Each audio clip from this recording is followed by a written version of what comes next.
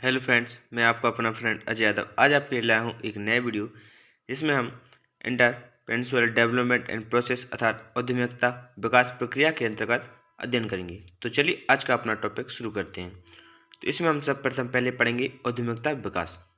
तो उद्यमिता मनुष्य में जन्म से ही उपलब्ध शक्ति, सामर्थ्य, संभावना का प्रकीर्णन आदि को उत्पन्न करने का कार्य को करने की प्रेरणा देता है। अर्थात यह आवश्यक नहीं है कि मानव के अंदर बचपन से ही उद्यमी बनने के गुण विद्यमान रहते हैं, अपितु इनको उचित प्रशिक्षण, प्रेरणा तथा संपूर्ण मार्गदर्शक के द्वारा उद्यमिता का गुण विकसित किया जा सकता है। अब हम पढ़ेंगे इसका अगला उद्यमिता विकास कार्यक्रम का अर्थ एवं परिभाषाएं। तो कौशल विकास एक एवं उद्यमिता के क्षेत्र की आवश्यकता एवं महत्व को महसूस करते हुए भारत सरकार ने सन 31 जुलाई 2014 को कौशल विकास एवं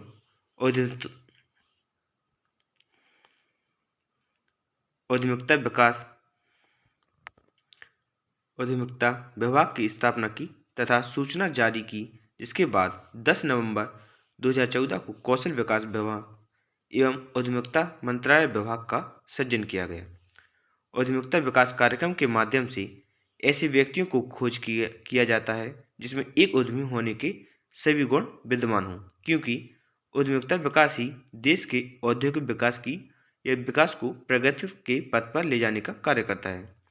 आज भारत में उद्यम विकास के लिए सरकार द्वारा नए नए कार्यक्रम चलाए जा रहे हैं, जैसे प्रधानमंत्री कौशल विकास योजना, स्किल इंडिया कार्यक्रम, स्टैंड ऑफ इंडिया इत्यादि। तो एनपी सिंह के अनुसार उद्यमिता क्या है?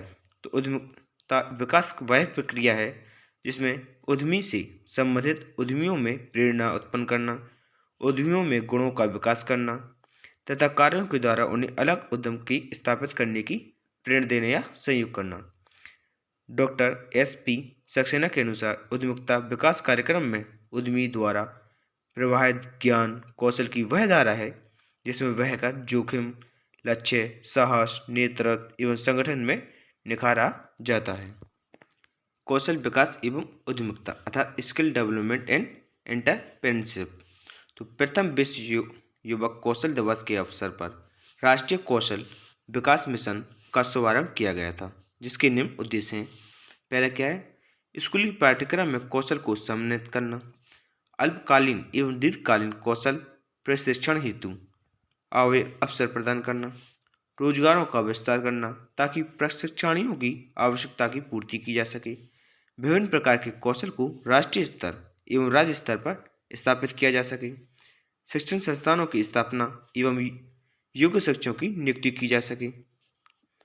हम पढ़ेंगे कौशल विकास एवं उद्यमिता राष्ट्रीय नीति 2015 अर्थात NPSDE अर्थात national policy for skill development entrepreneurship. तो भारत सरकार ने कौशल विकास एवं उद्यमिता हेतु राष्ट्रीय नीति 2015 औपचारिक रूप से घोषित किया था। इसके कुछ प्रमुख बिंदु निम्नलिखित हैं, जैसे बड़े स्तर पर एवं तीव्र गति से गुणवत्तापूर्ण परिस्थितियों का निर्णय या निर्माण करके शक्तिकरण को बढ़ावा देना और उद्यमिता पर आधारित आविष्कारों की संस्कृति को बढ़ावा देना होता है। सरकार का मिशन है कि पूरे देश में कौशल की मांग पैदा हो, कौशल का विकास हो, श्रमिकों के पास एक कौशल प्रमाण पत्र भी हो जिसके फलस्वरूप अधिक रोजगार पैदा हो सके। भारत में उद्यमिता विकास कार्यक्रम की उपयुक्तता UEDPI। तो उद्यमिता विकास कार्यक्रम में देश की युवा पीढ़ी में जोश एवं कौशल का प्रवाह करने का कार्य करता है या किया जाता है। भारत में उद्यमिता विकास कार्यक्रम की उपयुक्तता निम्नलिखित है।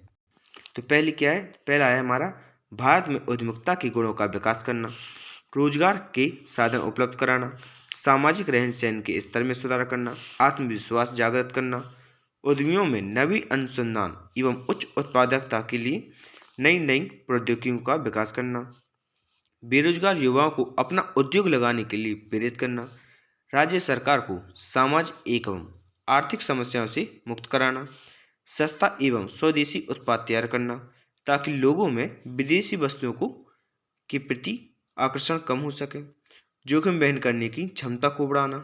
हम पढ़ेंगे उद्यमिता विकास कार्यक्रम में सरकार की भूमिका अर्थात RGEDP, तो role of government in entrepreneurship development programme, तो उद्यमिता विकास के लिए सरकार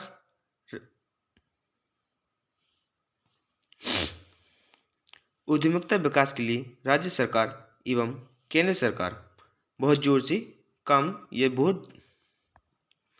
उद्यमिता विकास के लिए राज्य सरकार एवं केंद्र सरकार बहुत जोर दे रही है। युवाओं में रोजगार के साधन विकसित करने के लिए केंद्र सरकार द्वारा विभिन्न योजनाएं चलाई जा रही हैं, जिसमें पहली है प्रधानमंत्री कौशल विकास योजना, दूसरी है start of India programme, skill development programme, digital India programme, make in India programme इत्यादि हैं। तो पहले पढ़ेंगे हम प्रधानमंत्री कौशल विकास योजना के उद्देश्य। तो कुछ इसके प्रमुख उद्देश्य निम्नलिखित हैं। पहला है हमारा उद्यमिता की क्षमता का विकास करना, स्मॉल स्केल इंडस्ट्रीज को चलाने के लिए सहायक उपलब्ध कराना, व्यक्तियों में उद्यमिता के गुणों का विकास कराना, प्रभावकारी योजनाओं का चयन करना, व्यक्तित्व का विकास करना, नए नए अवसरों की खोज एवं पहचान करना, उचित मार्गदर्शक करना इत्यादि इसके मुख्य उद्देश्य हैं। अगला हमारा उद्यमिता विकास कार्यक्रम के लिए प्रभावी सुझाव क्या क्या है। तो इसका पहला सुझाव है उद्यमिता विकास शिक्षण पर बल देना चाहिए, तकनीकी एवं व्यावसायिक शिक्षा पर जोर देना चाहिए, देश में पूंजी निवेश व जोखिम वहन करने के लिए वातावरण बनाना चाहिए, उद्यमी प्रवृत्तियों में सुधार करना चाहिए, आर्थिक नीति का निर्धारण करना चाहिए, देश के युवाओं के लिए उद्यमिता शिक्षा की व्यवस्था करनी चाहिए। स्टार्ट ऑफ इंडिया प्रोग्राम अर्थात स्टार्ट ऑफ इंडिया प्रोग्राम किसी नए विचार, उत्पाद अथवा सेवा यानी मूल्य की जानकारी उपलब्ध कराना स्टार्ट ऑफ इंडिया कहलाता है। इसके कुछ प्रमुख बिंदु निम्नलिखित हैं। पहला है हमारा कंपनी का पंजीकरण करवाना, दूसरा वित्तीय व्यवस्था कराना, तीसरा स्टार्टअप हेतु सलाहकार होना। स्किल डेवलपमेंट प्रोग्राम अर्थात कौशल विकास कार्यक्रम SDP, तो कौशल विकास योजना का असल लक्ष्य बड़े पैमाने पर बेरोजगारों को रोजगार देना था, लेकिन पर्याप्त संख्या में रोजगार नहीं दे पाया। डिजिटल इंडिया प्रोग्राम, तो वर्तमान की आवश्यकताओं एवं भविष्य की सोच को ध्यान में रखते हुए विशाल स्तर अपनाया जाने वाला एक कार्यक्रम है, जिसमें सरकारी सेवाओं की जानकारी मोबाइल व कंप्यूटर के माध्यम से उपलब्ध इसका सबसे बड़ा चमत्कार है। इसकी सफलता का यह आलम है कि 6 महीने में देश के 10,000 व्यक्ति इससे जुड़ गए। अब पढ़ेंगे हम डिजिटल इंडिया के प्रमुख स्तंभ कौन कौन से हैं। तो main pillars of digital India, तो डिजिटल इंडिया के प्रमुख स्तंभ 9 हैं। इनमें से ब्रांड हाइवेज सबसे प्रमुख है। पहला इसका ब्रांड हाइवेज, फोन तक पहुंच, सार्वजनिक इंटरनेट एक्सेस कार्यक्रम, ई गवर्नेंस तकनीक की सहायता से सरकारी तंत्र में सुधार, सार्वजनिक सूचना, अली हार्वेस्ट कार्यक्रम इत्यादि हैं। मेक इन इंडिया, तो यह कार्यक्रम 25 सितंबर 2014 को भारत सरकार द्वारा शुरू किया गया था। यह एक प्रतिस्पर्धात्मक प्रोत्साहन वाला कार्यक्रम है, जिसमें कुल मिलाकर देश के 29 राज्य इस प्रतिस्पर्धा के सहयोगी हैं। इस क्षेत्र में व्यापक आर्थिक सुधार का प्रयास भी सरकार द्वारा किया जा रहा है। देश में नियमों की प्रारंभिक प्रक्रियाओं को सरल बनाने का प्रयास किया जा रहा है, जिसके द्वारा उद्यमों में गति तेज विदेशी निवेश को आकर्षित करने का प्रयास किया जा रहा है।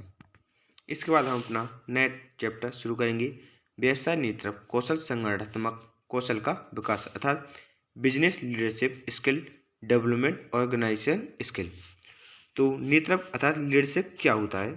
तो नेतृत्व एक प्रक्रिया है जिसमें कोई व्यक्ति सामाजिक प्रभाव के द्वारा अन्य लोगों की सहायता लेते हुए एक सर्वनिष्ठ कार्य सिद्ध करता है।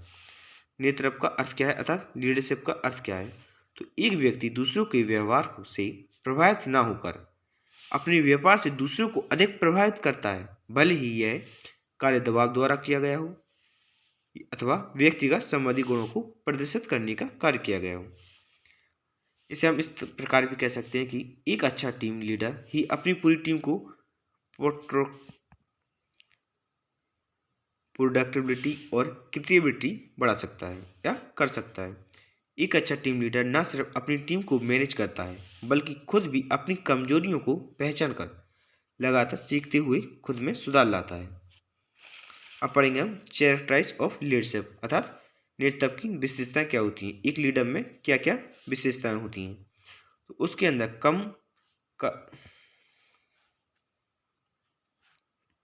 उसके अंदर काम कर रहे लोगों को प्रेरणा देना और उनमें काम करने के लिए आत्मविश्वास भरना होता है, जिसमें वे अपने काम में अच्छी तरह से ध्यान दे सकें, किसी कार्य को करने की योग्यता रखता हो, प्रभावित करने वाले व्यक्तित्व हों, आदर और महत्व देना जानते हों, ऊर्जावान होने चाहिए, आत्मविश्वास होना चाहिए, ईमानदारी रखने वाले होने चाहिए, सहानुभूति अर्थात दूसरों की भावनाओं को समझने और महसूस करने की शक्ति रखते हों, प्रेरणादायक हों, आशावादी सोच रखते हों, निर्णयात्मक होते हों और निष्पक्ष अर्थात भेदभाव ना करती हों, और इसका आखिरी है सदस्यों को परिवार की तरह मानती हों। हम पढ़ेंगे इम्पोर्टेंस ऑफ लीडरशिप अर्थात नेतृत्व का महत्व क्या क्या होता है। तो प्रत्येक व्यक्ति के लिए नेतृत्व की आवश्यकता होती है, चाहे वह राजनीतिक हो या सामाजिक, धार्मिक हो और या औद्योगिक, कोई भी समूह बिना नेतृत्व के अस्तित्व नहीं होता है।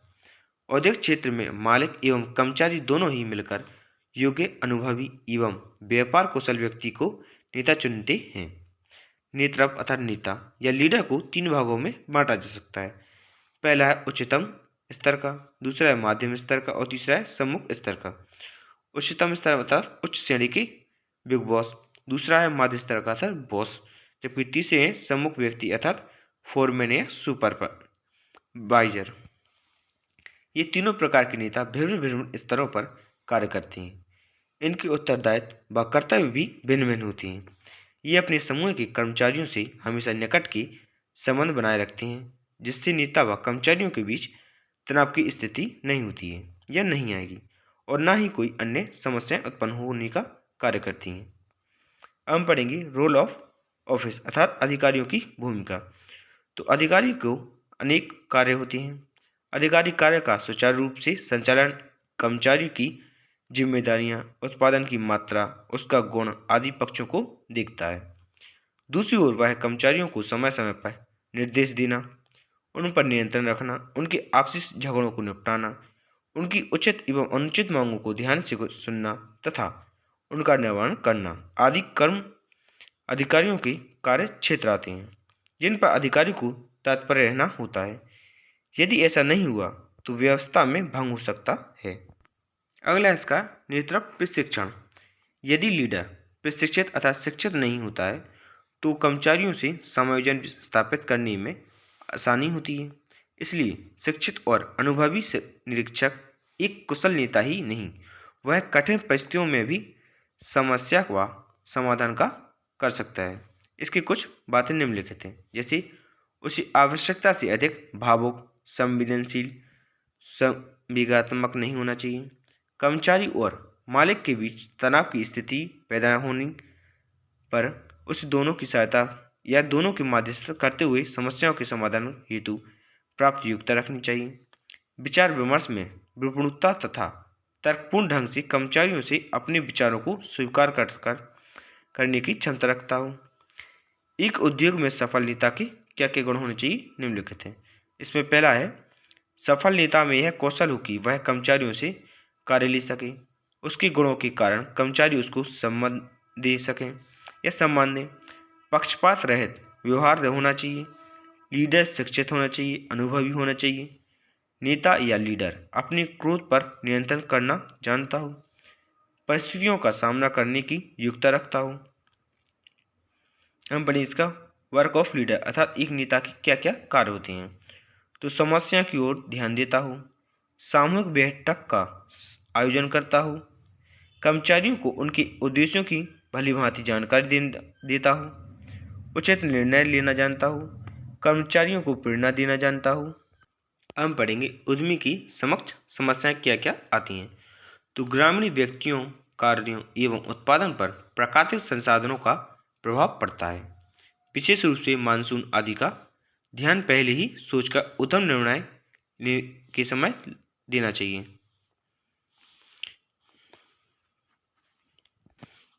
हम पढ़ेंगे उद्यमी की समस्याएं अर्थात एक उद्यमी के लिए क्या क्या समस्याएं होती हैं।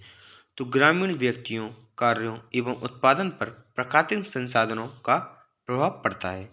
विशेष रूप से मानसून आदि का ध्यान पहले ही सोचकर उत्तम निर्णय के समय देना चाहिए। उद्यम पर बाजार का सीधा प्रभाव पड़ता है एवं उद्यम उत्पादन पर बाजार लाभ हानि को प्रदर्शित करता है। नए उद्यमी प्रबंधक के समक्ष कदम कदम पर कठिनाइयाँ आती हैं। अपनी परिस्थितियों में विवाद हो सकते हैं या विवाद हो जाते हैं। लघु उद्यमियों को मध्य एवं बड़े उद्यमियों की अपेक्षा अधिक समस्याएं उत्पन्न होती हैं। ग्रामीण उद्यमी शहरी उद्यमियों की अपेक्षा अधिक समस्याग्रस्त होते हैं। उद्यम संचालन में सरकारी समस्याएं सबसे अधिक बड़ी ग्राहक या बड़ी कारक होती हैं।